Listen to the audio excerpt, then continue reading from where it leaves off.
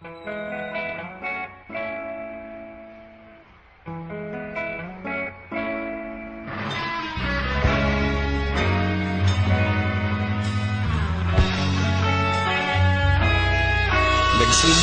ang lahat sa eskwela, nagsama-samang 12 sa kalokohan at sa tuksuhan, hindi maawat sa isa't isa. Madalas ang standby sa cafeteria, isang barkada na kay saya. Laging may hawak-hawak na gitara, konting udyok lamang kakanta na.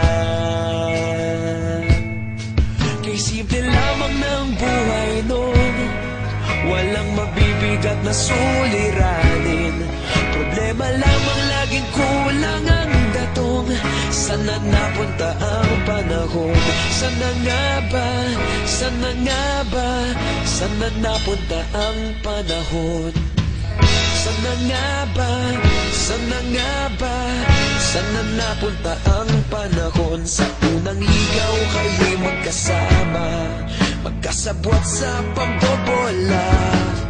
Walang sikreto kayong tinatago, okay sarap ng samahang barkada. Nagkawatakan na sa kolehiyo, kanya-kanya na ang nilakaran.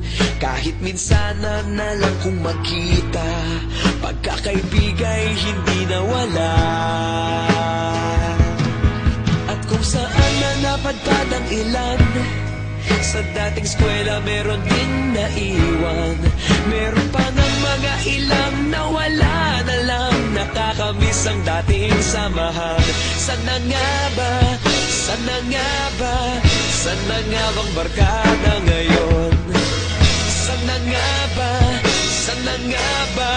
Sana nga bang barkada ngayon?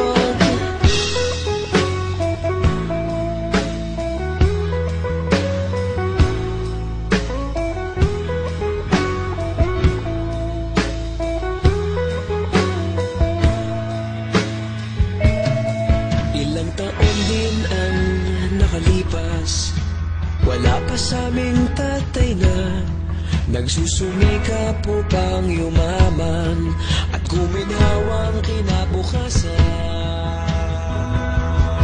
Paminsan-minsan kami nagkikita, mga naiwan at natira. At gaya nung araw namin sa eskwela, pag magkasama'y nagwawala.